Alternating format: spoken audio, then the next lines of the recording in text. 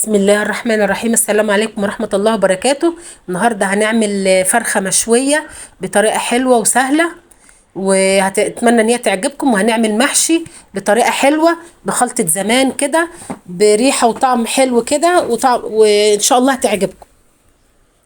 الفراخة اهيت انا نقعتها وغسلتها بالدقيق والملح وسكر وليمون، ونقعتها علشان تطلع اي زفرة فيها، وغسلتها كويس وصفتها. هنا بقى معانا بصلة مبشورة، هنحط عليها فلفل اسمر وحبة بهارات، ولو ما فيش مش مشكلة، اي حاجة الموجود، اي بهارات انت بتحبيها او تستعمليها ممكن تستخدميها. وهنا معلقة ملح مش كبيرة. هنا الخلطة ديت التتبيلة دي حلوة وسهلة ومش مكلفة، يعني ما فيهاش اي حاجة. دي التتبيلة دي للفرخة، علشان مش لازم يعني ان احنا نجيب حاجات غالية ونكلفها وكده. عادي الموجود في البيت نمشي بيه. هنا معلقتين صلصة طماطم، ولو مش موجود ممكن نستغنى عنها بطماطم متسبكة، اي حاجة. هنا برضو كبشة طماطم متسبكة. وهنا كمان قطعنا قرن فلفل، وهنضيف هنا نص معلقة بابريكا ونص معلقة شطة. تتبيلة سهلة هي، ما فيهاش اي حاجة يعني ولا او اي تعقيدات. وهنا شوية زيت برضو، حوالي معلقتين زيت. هنا الغطا وقع معايا، دي مش مشكلة يعني. هنا هنقلب التتبيلة دي كويس. تتبيلة سهلة ما فيهاش حاجة وما فيهاش اي تعقيدات، تتاكل جنب المحشي. حتى ممكن احنا الصوص بتاع اللي هينزل منها كمان نغمس بيه المحشي. هنا الفراخ اهيت هنبتدي ان احنا نتبلها بالتتبيلة ديت. هنا التتبيلة انا عاملاها كده علشان خاطر حتى صلصة وطماطم، علشان الصوص اللي بينزل منها بيبقى طعمه حلو. فممكن ان احنا نغمس بيه المحشي، بيبقى طعمه يعني جنبيه. هنا بنقلبها كويس في الفراخ تحت الجلد ومن بره ومن جوه. طبعا غسلنا الفراخ غسلة حلوة يعني، ونقعناها حلو. هنا بنتبلها كويس بالتتبيلة.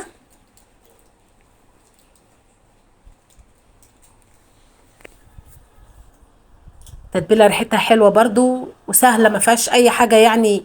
لو اي حاجة مش متوفرة عندكم، البابريكا مش مشكلة او الشطة عادي، كفاية الفلفل. لو عندكم فلفل حراق ممكن تحطوه. هنا بنسيبها في التتبيلة شوية. هنجيب هنا صينية، اي صينية انت عايزاها، بايركس اي حاجة، بس انا حاططها هنا في صينية حرفها صغير. هنرص فيها الفرخة بالطريقة ديت. بعدين بقى ننزل باقي التتبيلة كلها عليها. نوزع التتبيلة كده عليها. ممكن مثلا نعملها بوراك، بس ممكن اللي ما عندوش فراخ يعملها بجوانح، بدبابيس، اي حاجة الموجود عندك. فهنا بقى هنديها نص كوباية مية، واحنا مسخنين الفرن قبلها. وهندخلها بقى الفرن كده. انا كده خلصتها كده خلاص اهي، بظبطها. هنحطها في الفرن. هنا بقى خلطة المحشي. هنا قطعنا حوالي 3 بصلات كبار، اديناهم هنا فلفل اسمر. هنا الخلطة ديت يعني بتاعت اهالينا زمان لما كانوا بيعملوا المحشي كده، وريحته كانت بتبقى جميلة وطعمه كان بيبقى حلو. هنا ادينا له كمون، وهندي بقى بابريكا وشطة كمان. هنا شطة، نص معلقة شطة حسب ما انتوا عايزين. لو عايزين ما المحشي سبايسي او حراق قوي بتكتروا، انا ما رضيتش اكتر وكده. وهنا دي بابريكا، معلقة بابريكا.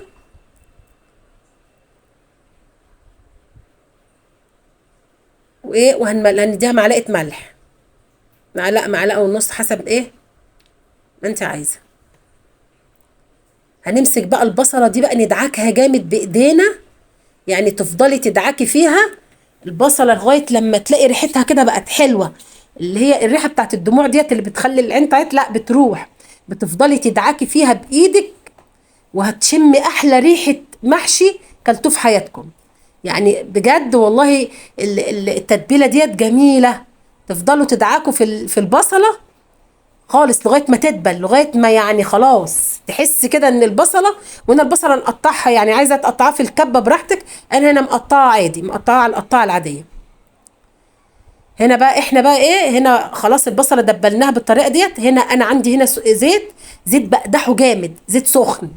انا حتى حطيت حتتين بصل كده عشان اشوف اهوت حتى باينين اهو. لازم الزيت بصي يبقى سخن كده، بيعمل بقى ايه، لازم يتش كده زي بتاعت الصينيين كده. لازم نحط الزيت، بصوا زي ما انتم شايفين كده بيغلي في قلب البصله. دي بقى اللي هيديني ريحه محشي خطيره، طعمها جميل جدا وهتعجبكم ان شاء الله باذن الله. شفتوا الزيت بيعمل ازاي؟ ناخد بالنا ما يكونش في حد اطفال جنبنا صغيرين ولا حاجه، علشان خاطر ايه ما حدش يتلسع. هنا بقى احنا هنا بقى ايه، غسلنا الرز وانا قطعت الخضار تحت اهو بوريه لكم. هنا الخضار غسلت نقعته الاول، بنقعه كتير وبقطعه بنضفه وبعد كده بقطعه. هنا بقى غسلت الرز وصفيته، بغسله على طول يعني. خلاص المحشي كله بيجهز بغسل الرز في ساعتها، ما بنقعش ولا بعمل. وهنا ضفت عليه بقى البصل. وهنا البصله ريحتها جميله وهتخلي ريحه المحشي جميله جدا. هنا انا زي ما بعمل، انا على طول الطماطم بسبكها وبشيلها في الفريزر عندي وبسبكها لوحدها. حتى طبيعي اي محشي بعمله اهي طماطم متسبكه اهيت، بخليها خالص تنشف خالص من الميه وهبتدي احطها على خلطه المحشي. يعني بعد البصله بحط ايه الطماطم المتسبكه. في ثانيه بتخلص على طول. بتسبكي الطماطم وتشيليها. بصراحه الطماطم طول ما هي رخيصه دلوقتي الطماطم غليت. وهنا حطيت كمان، ضفت معلقتين صلصه، هي كانت عندي متوفره فبستخدمها وكده. برضو بتخلي المحشي حلو مع البابريكا ومع الشطه. هنا بقى ايه، هنقلب الخلطه بتاعت المحشي كلها مع بعضها.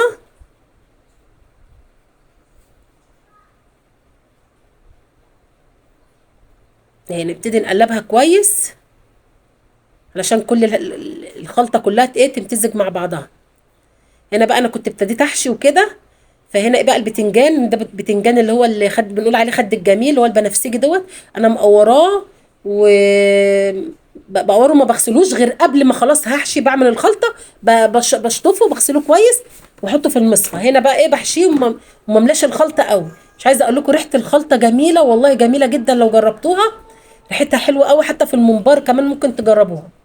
هنا كمان بحشي الفلفل والبتنجان، ولازم ما نملهوش كويس، يعني ما نملهوش لغايه الاخر. نعمل حساب ان هو الرز بيزيد بعد كده علشان ايه ما ينطرش بره.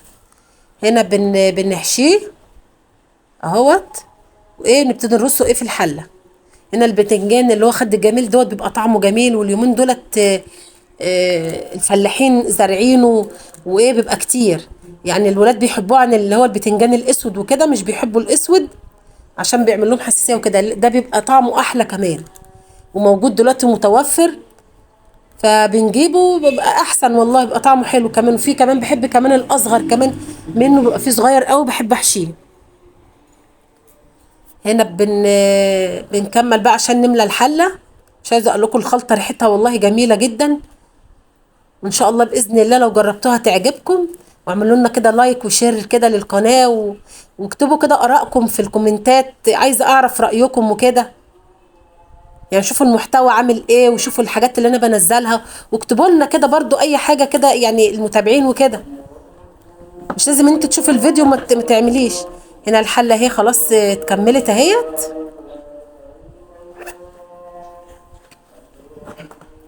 هنا بقى ايه، عندك شوربه حطيها، ما عندكيش هنا ايه انا استخدمت مرق الدجاج وصلصه وغليتهم.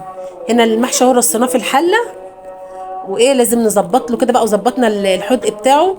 ممكن تدوا له كمان نص معلقه سكر كده. نسيت اقول لكم كمان في الصلصه بتاعت المحشي معلقه سكر كده على الصلصه تخلي المحشي برده طعمه حلو.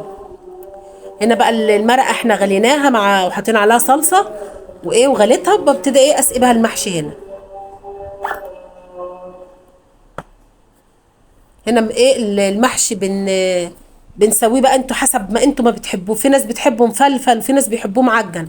عندي ابني بيحبه عايزه معجن مستوي، وعندي زوجي بيحبه مفلفل. طب مش عارفه الواحد يعمل لهم ايه بالظبط، يسوي لهم ايه؟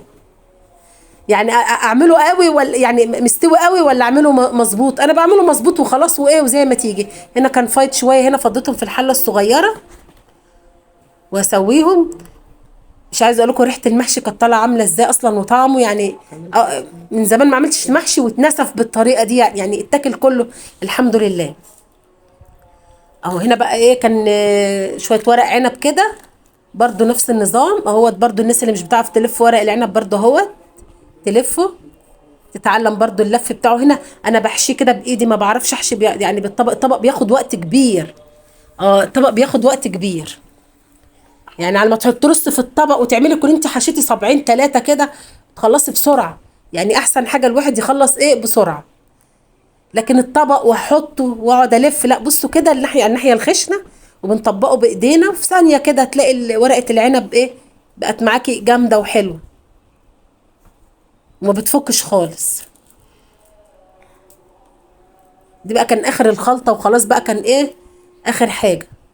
قلت ايه احشيهم وكده، وهما يعني طبقين كده، لان عندي برضو ابني برضو مش بيحب البتنجان وعايز ورق عنب. فلا يعني الواحد يعني يوم المحشي بيبقى عايز يعمل نوع واحد، فعشان خاطر الولاد بيبقى عاوز بيخلوه يعمل كذا نوع. كل واحد بيحب حاجه عايزين نعملها له. هنا بقى قلت اما اخلص من الحله بقى تتخلص ايه اعملها. هنا المحشي بقى ايه بيتكتك اهوت. مش عايزه اقول لكم الريحه بتاعته كانت طالعه عامله ازاي. هنا الحله الصغيره انا طفيت عليها. والله الصوص اللي طالع من المحشي دوت، يعني مش عايزه اقول لكم اتاكل قبل المحشي.